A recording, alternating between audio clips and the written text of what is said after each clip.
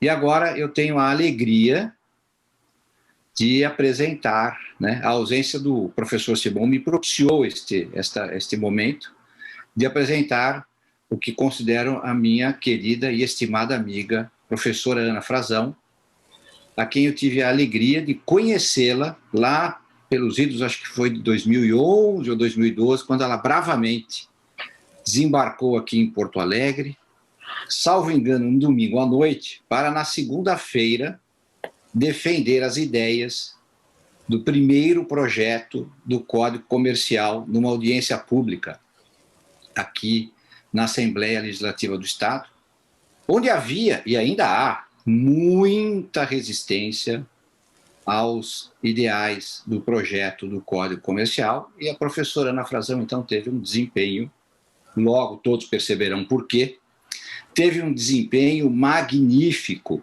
naquele evento em que ela, enfim, debateu com todos os presentes, e a gente sabe que nessas audiências públicas funcionam mais ou menos como reunião do condomínio, né?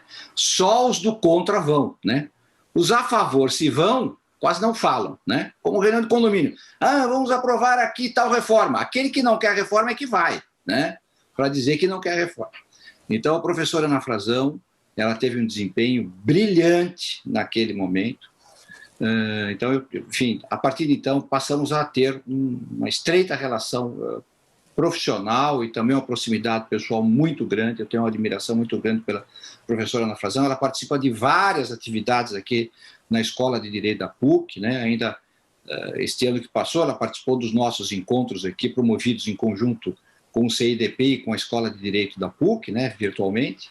A professora Ana Frazão é doutora em Direito pela Faculdade da PUC de São Paulo, Faculdade de Direito da PUC de São Paulo, foi conselheira do CAD, portanto, vejam que o tema que ela vai nos falar sobre concorrência da economia de plataforma tem muito a ver com essa trajetória dela, e ela também participa de um grupo, né, que promove, vamos dizer assim, o mais importante evento de direito comercial no Brasil, que, enfim, está na sua 10ª edição, não realizada em função da pandemia, mas já são 10 edições, e que reúne em São Paulo, na Associação dos Advogados de São Paulo, mais de 500 comercialistas, né?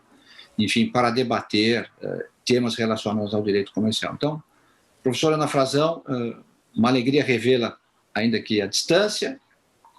Agradeço imensamente aceitar o convite para participar desse evento e lhe concedo a palavra para a sua apresentação. Muito obrigado. Bom dia a todos. Eu começo saudando muito especialmente o aniversariante de hoje, meu querido amigo, professor Lupion, agradecendo realmente por essa amizade, por essa parceria intelectual já de tantos anos. E, de fato, graças a professores como o Lupion, como o Oxandro, a região sul do nosso país tem se tornado cada vez mais um foco de reflexões nessas áreas. Então, é muito importante essa participação de vocês, fica desde já o registro do meu agradecimento, da minha admiração. Cumprimento também o professor Fernando Araújo, um norte para todos nós, não só pela sua erudição, mas eu fico impressionada com a generosidade, com a disponibilidade do professor Fernando, com o carinho que ele tem em relação aos brasileiros, de estar sempre conosco, é quase um estrangeiro brasileiro, né, professor Fernando? Tamanha é a quantidade de vezes que o professor Fernando está conosco, sempre gentilmente atendendo a tantas demandas. E, de fato, também cumprimento aqui a todos, ao meu querido amigo Manuel, parabenizando desde já pela excelente palestra, professor Ilene, professor Santolin e tantos outros que nos assistem. O tema de hoje realmente é um tema extremamente importante, é um tema, ao meu ver, fascinante e que acaba tendo mil conexões com vários dos assuntos mais importantes da atualidade. Direito comercial, direito econômico, sim, mas por que não dizer até discussões mais relevantes e mais abrangentes? Não estou querendo aqui dizer relevância no sentido só de importância, mas principalmente de abrangência, como as próprias discussões relacionadas à democracia.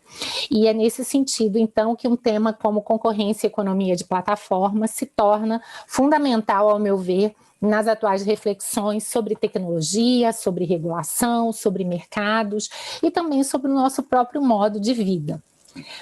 Por que as plataformas assumiram esse protagonismo que elas têm hoje? É muito interessante quando a gente revisita a literatura da década de 90, do começo dos anos 2000, e a gente verifica que naquele momento ainda havia uma grande empolgação quanto ao caráter supostamente democrático da internet. Ou seja, a internet vai propiciar a todos nós um acesso muito fácil à informação, a contatos comerciais ou não.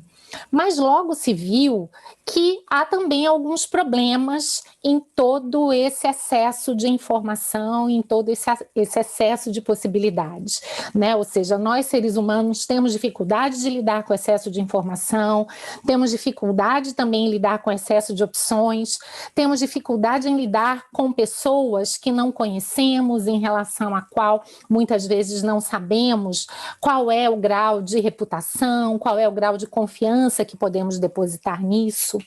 E vimos também que, do ponto de vista aqui mais voltado para a ideia de atividade empresarial e também de contratos, que a internet, embora ela facilite muito a celebração de contratos, então, voltando um pouquinho a um ponto que o professor Manuel também abordou, os custos de transação das contratações acabam sendo reduzidos, mas muitas vezes os custos de execução são aumentados. Eu estou contratando com pessoas no estrangeiro, em relação às quais eu simplesmente posso ter dificuldades enormes de fazer assegurar o cumprimento de um contrato, caso ele não se cumpra adequadamente. Então, isso nos ajuda a entender um pouco o contexto pelo qual, ao longo dos anos, foram se tornando presentes determinados agentes, as plataformas, que funcionam como agentes que vão tentar contornar alguns desses problemas. Se tornarão grandes intermediários, vão facilitar conexões e interações, vão criar regras para suprir, muitas vezes, a falta de conhecimento e confiança entre as partes e também reduzir custos de transação. Então, é nesse contexto que a gente pode entender um pouco a importância e a centralidade das plataformas digitais. Aliás, o que são essas plataformas? Muito tem se escrito sobre elas na atualidade e há uma relativa controvérsia sobre a sua definição. Mas, ao mesmo tempo, há praticamente um consenso de que, quando estamos falando em plataformas, estamos falando em agentes que atuam em mercados que têm uma determinada peculiaridade, ou seja, são mercados de dois ou mais lados, né? Então, vamos dar um exemplo, o mercado de dois lados. A gente tem uma plataforma como o Uber, que, de certa forma, faz a conexão entre motoristas de um lado e usuários do outro. Plataformas de três lados, um bom exemplo seria o exemplo de plataformas de entrega de comida. Então, na prática, elas estão conectando restaurantes e bares de um lado, consumidores de outro, entregadores também de outro. E vejam que, diante desse modelo e dessa estrutura de mercado, a própria lógica econômica, ela passa a ser muito diferente, a começar pela precificação. Nesses mercados, a plataforma, ela pode escolher, muitas vezes, cobrar apenas de um dos lados e tornar o outro lado do mercado isento de um pagamento, ou pelo menos de um pagamento em dinheiro.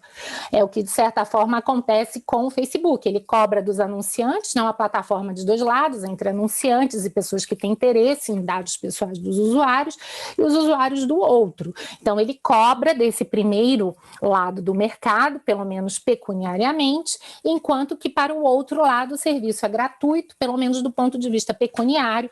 Alguns dirão que, na verdade, o serviço é muito caro, porque pagamos, de fato, com uma ampla devassa dos nossos dados pessoais. Mas vejam, isso traz uma série de problemas e dificuldades para que entendamos os mecanismos de concorrência, já que muitas vezes a gente perde o referencial da competição pelo preço. A gente passa a ter que considerar também nessa dinâmica a importância desse matchmaking, desse poder de conexão. A gente passa a ter que levar em consideração a enorme importância dos chamados efeitos de rede, tanto os diretos como também os indiretos. Então, a rigor, por mais que esse modelo de plataforma, alguns até sustentam isso, não seja absolutamente novo, há até autores que comparam feiras medievais, supermercados e vários negócios do mundo real como plataformas, mas o fato é que a internet possibilita uma grande disseminação desses modelos, ou seja, ela operacionaliza mercados de 2 ou mais lados que já existiam no mundo real de uma maneira muito mais fácil e com maior escala, e ela, inclusive, possibilita que se cogite de novos negócios que antes eram impensados sem todas as facilidades e a redução dos custos de transação que são propiciadas pela tecnologia. Claro que isso vai possibilitar aí um desenvolvimento e um sem número de plataformas, algumas inclusive para finalidades não econômicas, até de cooperação, de altruísmo, solidariedade, mas é claro que, já que o nosso tema aqui diz respeito à concorrência, o meu foco nessa palestra vai ser, de fato, as plataformas que se dedicam a essas atividades econômicas, que passam a ser cada vez mais importantes, e tanto isso é verdade que a gente tem visto que até está havendo uma crescente convergência entre o que nós chamamos de e-commerce e os próprios modelos de plataforma. Então, vários agentes, como a Amazon, que começaram como plataformas, hoje também se tornam, né, vendedores de produtos próprios, vários lojistas e grandes varejistas online que também, com o passar do tempo, deixaram apenas de vender seus próprios produtos e serviços e passaram a atuar simultaneamente também como plataformas. E todos eles dentro desse objetivo de facilitar conexões, transações, superando as dificuldades que muitas vezes um excesso de informação e a falta de confiança vai gerar nessas interações. Como eu disse, mesmo também no plano econômico, nós vamos encontrar aí uma diversidade e uma heterogeneidade muito grande entre plataformas. Há plataformas menores, há plataformas maiores, há setores nos quais temos visto que, de alguma maneira, existe uma concorrência entre plataformas. Então, vamos dar como exemplo, né, o setor de mercado imobiliário, setores de viagens e turismo. A gente tem visto, não só no Brasil, como também em vários países, que nesses setores seria possível aquilo que as autoridades concorrenciais acham que seria o cenário ideal, um cenário de multi-home em que o consumidor, o usuário, tivesse várias opções e que houvesse, de fato, uma concorrência entre plataformas nos próprios mercados. Porém, em alguns outros casos, o que a gente tem visto é que isso não tem acontecido. E, de certa forma, é isso que ajuda a explicar o fenômeno das Big Techs, né, ou Big Giants, ou seja, as grandes plataformas digitais que hoje se tornam as maiores empresas do mundo, por qualquer que seja o parâmetro que possamos avaliar essas grandes plataformas. Então, estou falando de Google, Facebook, Amazon e todas as demais que já fazem parte também da nossa vida. Vejam que, em muitos casos, essas plataformas, embora surjam com uma promessa de concorrência, se não no mercado, pelo menos pelo mercado, elas acabaram adquirindo uma posição de monopólio ou quase monopólio em vários aspectos das interações econômicas e não econômicas e passaram a ter uma espécie de posição tal de conforto que alguns até mesmo cogitam da possibilidade de qualquer tipo de contestação ao poder que essas plataformas já acumularam. Então, daí a importância e a centralidade dessas plataformas, não só na vida econômica, como também na vida social e na vida política, né? Já que as plataformas, essas grandes plataformas, e a partir de agora eu vou tentar me concentrar um pouco nelas, elas passaram a se tornar grandes focos de conexão, não só entre agentes econômicos e consumidores, mas entre cidadãos. Muitas vezes elas se tornaram as praças públicas, ou seja, os espaços de discussão social, o Zuckerberg do Facebook sempre compara o Facebook a uma praça pública, por exemplo, e a gente tem visto, inclusive mais recentemente, várias das dimensões políticas disso.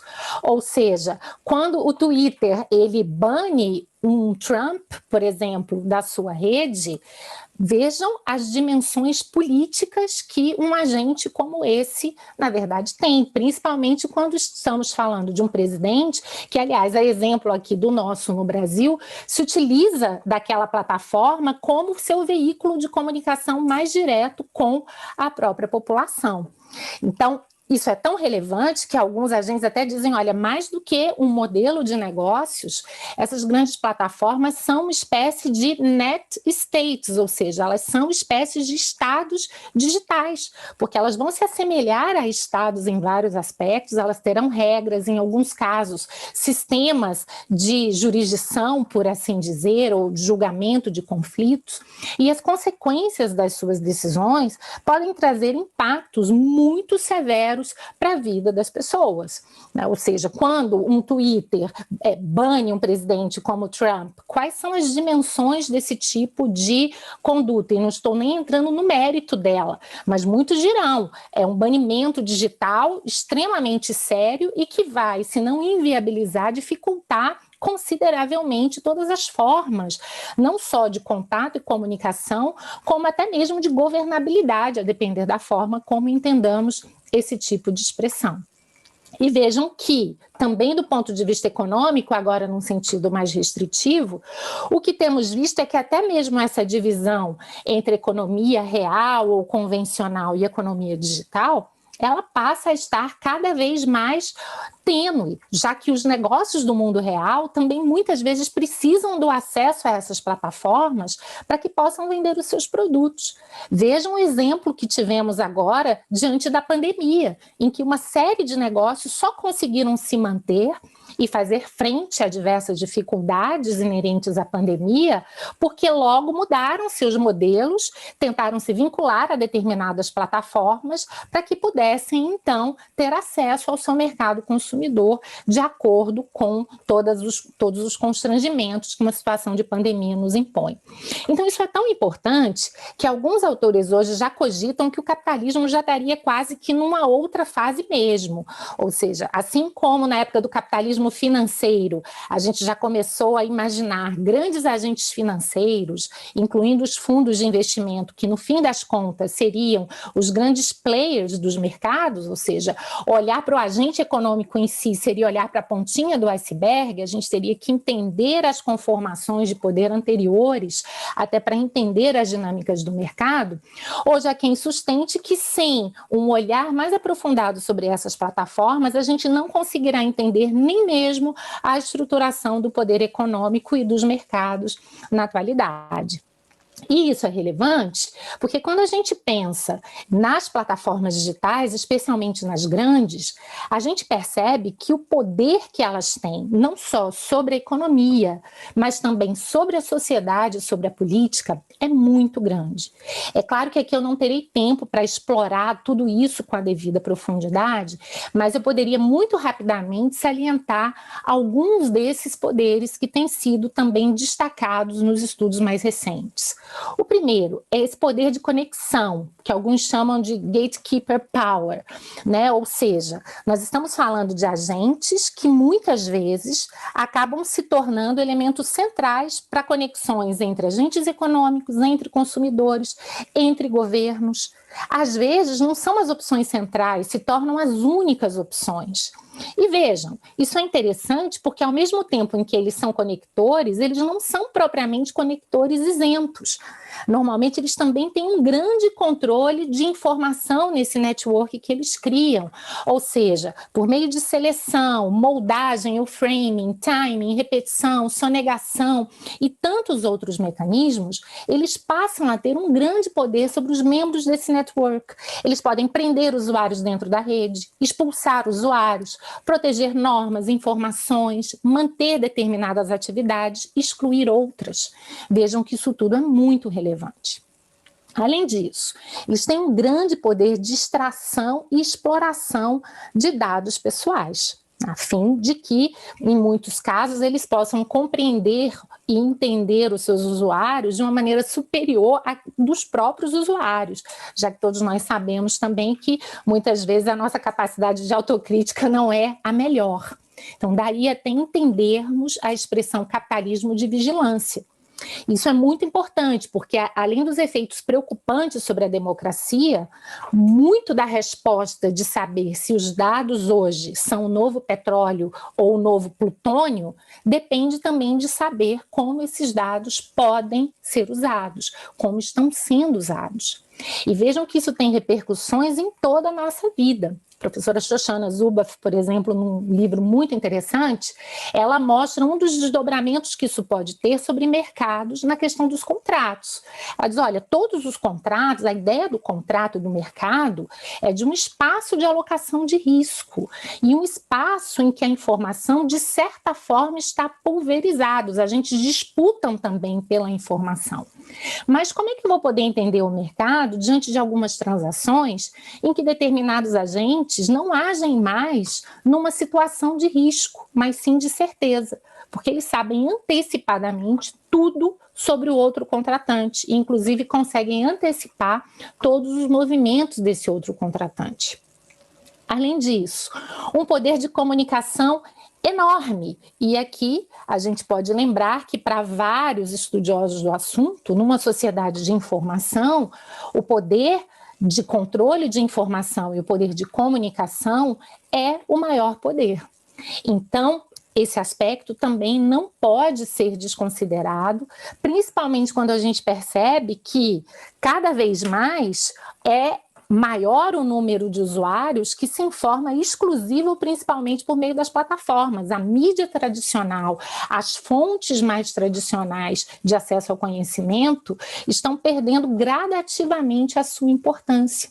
E é claro que esse poder de comunicação e de controle informacional vai poder ser utilizado para persuadir pessoas, inclusive ultrapassando alguns limites éticos, ou seja, ele vai poder ser utilizado também para a chamada manipulação, que tanto pode se dar do ponto de vista informacional, como com várias técnicas que, inclusive, hoje se utilizam de neuromarketing e tantos outros aportes da ciência, e que vão, na verdade, inclusive, tentar suprimir o próprio livre-arbítrio. Ou seja, enquanto eu estou no âmbito da manipulação informacional, e aí eu posso mencionar fake news, a indústria da dúvida, perfis falsos, robôs e etc., eu, a rigor, eu comprometo o processo de tomada racional de decisão do cidadão ou do consumidor, porque, obviamente, que só pode haver uma decisão racional se houver as informações suficientes para aquela decisão. Mas vejam que em técnicas mais agressivas de manipulação digital, o que se pretende, inclusive, é subverter a própria tomada de decisão pelo consumidor e pelo usuário, para as mais diversas funções, inclusive para fins políticos, de manipulação de resultados de eleição, entrando aí até questões geopolíticas, né? Ou seja, russos podendo influenciar num processo eleitoral norte-americano e uma série de outras questões que vão surgir desse tipo de questão. Há autores, inclusive, como Tim Wu, que dizem que diante desse tipo de prática e desse tipo de risco, quando estamos falando de plataformas digitais, talvez estejamos falando de algo mais amplo do que simplesmente um mercado de tempo, um mercado de atenção, porque todos nós sabemos que essas plataformas, ainda que se dediquem a distintas finalidades, elas acabam tendo um vetor comum, elas competem ao mesmo tempo pelo nosso tempo e pela nossa atenção. E aí o Tim Wu diz mais do que isso, talvez o mercado em jogo seja o mercado de influenciar consciências, de moldar a mente humana, o que provavelmente é a maior forma de poder. Isso, do ponto de vista eleitoral, traz questões extremamente delicadas. Não sei se vocês já viram algumas das declarações do Cummings, que foi o responsável pelo Brexit no Reino Unido. E há declarações que são absolutamente chocantes, do tipo, olha, se vocês querem entender hoje de democracia, vão entender de programação. Se a engenheira lá que era responsável pelo software que foi utilizado na campanha a favor do Brexit tivesse morrido, hoje o Reino Unido continuaria na União Europeia.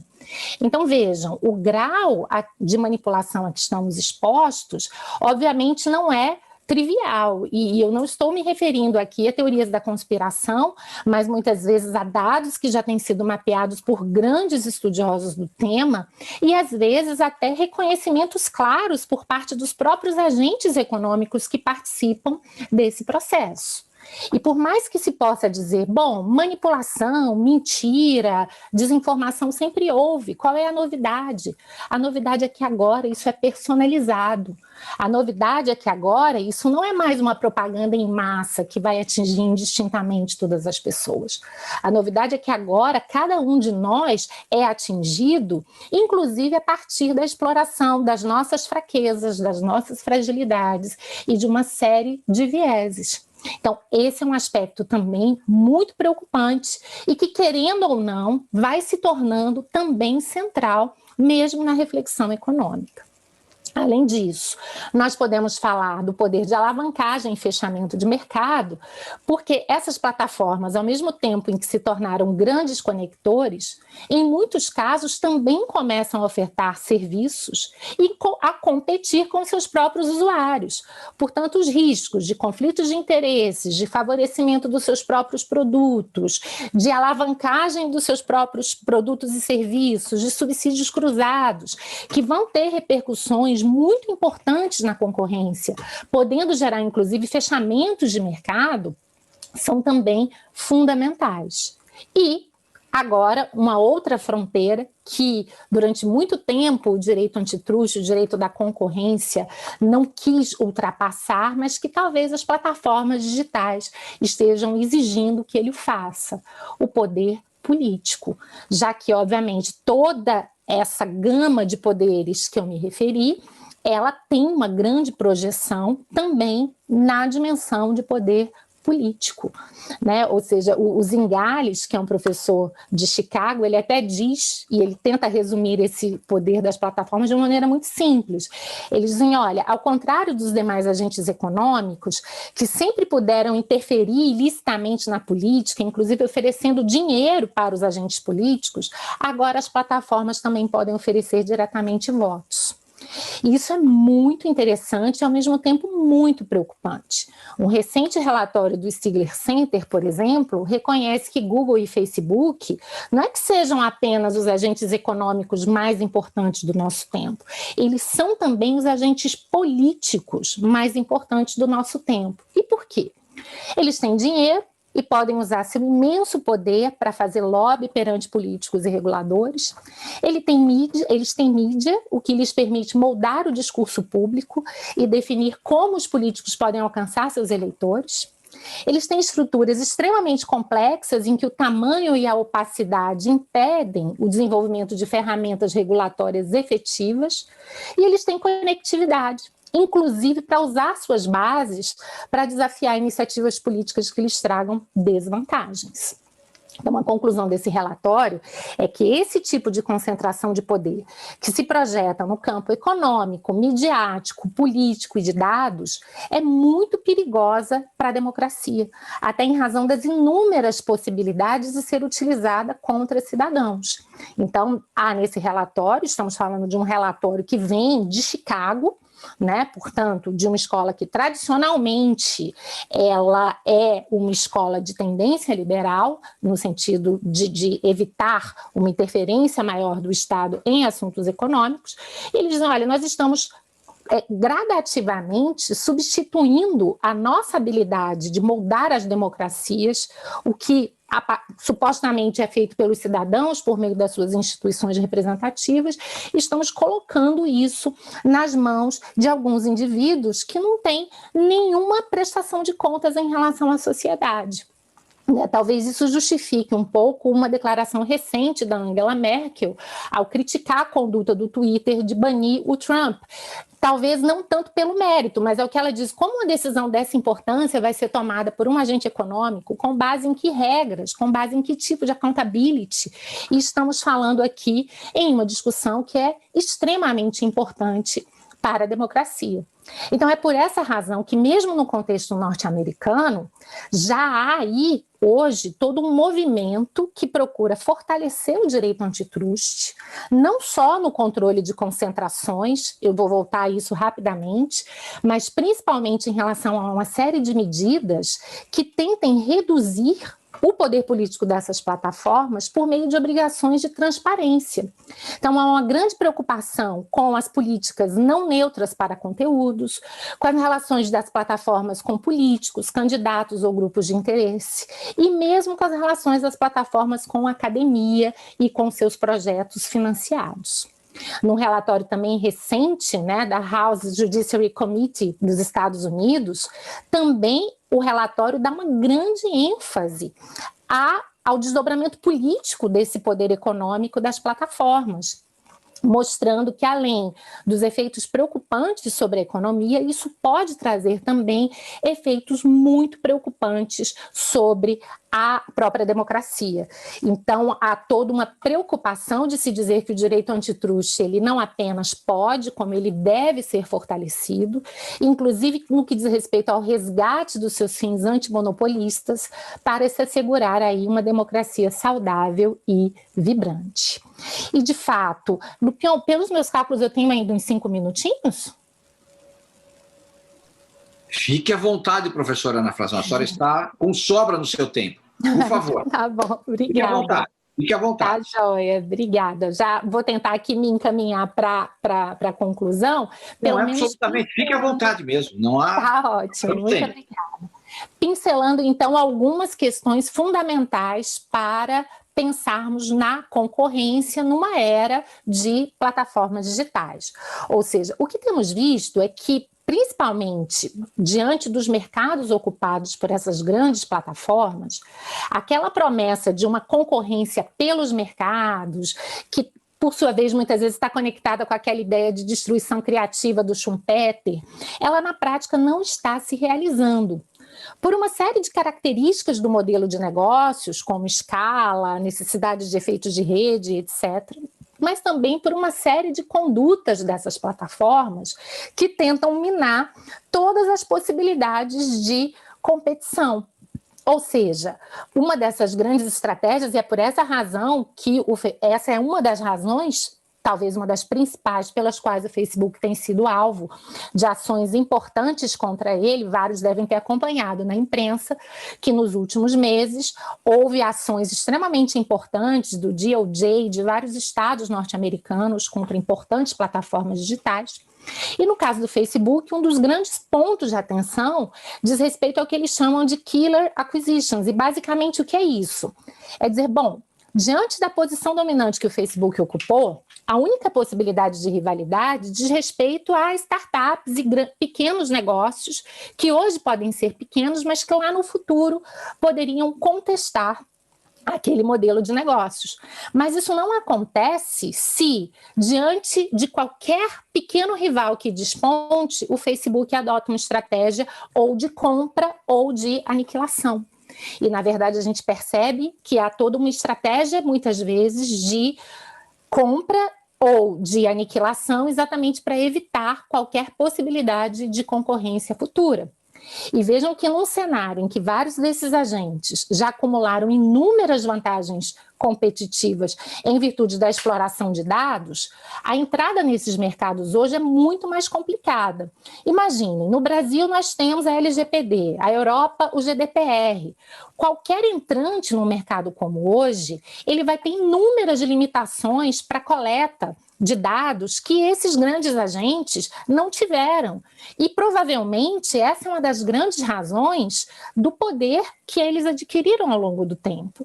Então, não estou aqui querendo, obviamente, ignorar as eficiências, o talento desses grandes agentes, mas todos que estudam o tema concordam que, pelo menos uma parte considerável da posição dominante que eles adquiriram veio da exploração indevida de dados, veio da transformação do usuário em um produto, sem nenhuma preocupação maior com a proteção da sua privacidade. Hoje temos visto que, do ponto de vista de inovação, o percentual de startups que falem é enorme. Hoje, muitas vezes, o grande sonho de uma startup é ser adquirida por uma grande plataforma, o que já mostra claramente como a rivalidade desses mercados talvez seja praticamente inexistente e que, portanto, a inovação acaba sendo hoje um fator de menor importância ao que poderia acontecer, né? Mesmo no âmbito da invenção, se essas plataformas acabam sendo muitas vezes uma espécie quase de essential facility, sem a qual o inventor não tem como apresentar o seu produto para os devidos mercados, isso também pode gerar uma série de constrangimentos e dificuldades em relação a isso. Então, de fato, estamos diante de um momento extremamente delicado, em que o direito da concorrência, que já vem sendo objeto de reflexões, mesmo diante da economia real, mas é forçado agora também a ter uma reflexão mais aprofundada sobre os problemas que decorrem dessas plataformas. Ele passa a ter que entender melhor o poder econômico, ou seja, não dá mais para pensar no poder econômico só sob uma dimensão restritivamente econômica e ainda mais em dimensão de aumento de preço, especialmente em relação a alguns mercados que são gratuitos para esses usuários. Passa a haver preocupações com os desdobramentos políticos desse poder econômico, como mensurar esse poder econômico. Em muitos casos, a própria metodologia antitruste se torna insuficiente, ou seja, como é que eu vou fixar um mercado relevante em uma dinâmica tão complexa como dessas plataformas? Será que eu poderia cogitar de um mercado de tempo no qual todas as plataformas concorressem, como de certa forma já acena a autoridade concorrencial francesa? Ao mesmo tempo, a gente introduz aqui nessa discussão vários elementos de economia comportamental. Aliás, praticamente todos os relatórios e estudos recentes sobre direito concorrencial nesses mercados têm atentado para o fato de que precisamos entender melhor os nossos vieses, as nossas limitações e como esse modelo de plataforma se aproveita disso, muitas vezes em detrimento do próprio consumidor. E, em muitos casos, estamos tendo que revitalizar a concorrência pensando não só no consumidor, ou seja, rompendo um pouco com as amarras que vêm da escola de Chicago, mas também pensando nos concorrentes, pensando na relação entre agentes econômicos, especialmente quando as plataformas passam a concorrer também com seus usuários. Então, daí porque hoje o direito da concorrência está à voltas com problemas de redução de conflitos de interesse, por meio de separações estruturais e restrições de linha de negócios, regras para prevenir discriminações, favoritismos, autopreferência, inclusive pensar mecanismos, talvez como a portabilidade de dados, que possam dar uma arejada nesse tipo de setor.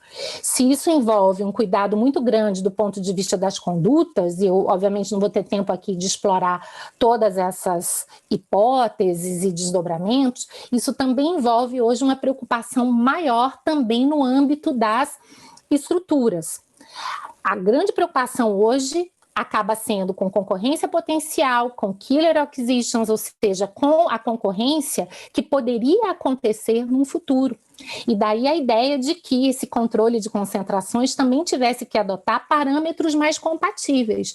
Vejam que o problema das killer acquisitions, que eu acabei de mencionar, ele não se resolve com os atuais critérios de notificação, porque eles se baseiam no faturamento dos agentes e normalmente uma startup, quando ela está começando, ela não vai ter um faturamento que justifique a notificação obrigatória.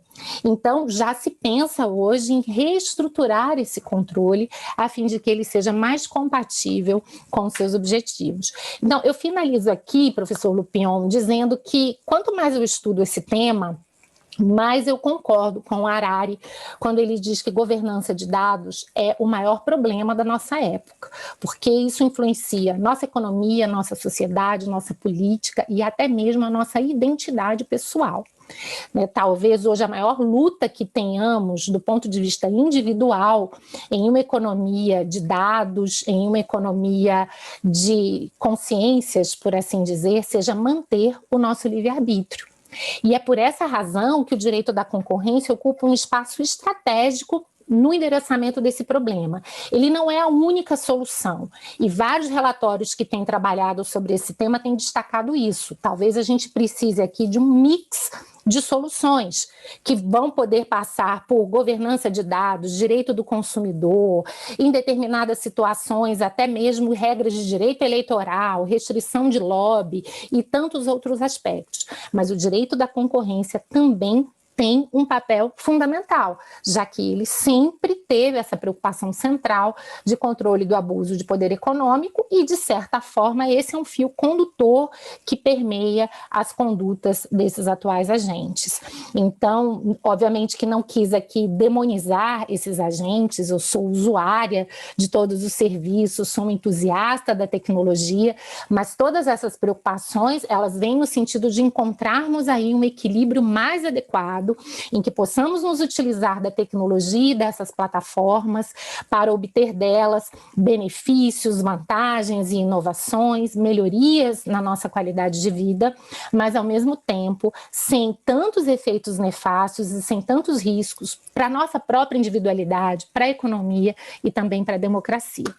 Então, acho que seriam essas as minhas conclusões finais, professor Lupion, já agradecendo mais uma vez pelo convite, reiterando aqui a grande honra, a grande alegria que é estar presente num evento organizado pelo professor Fernando, pelo professor Oxandro e ao lado de tantos professores queridos e também admirados por mim. Muito obrigada.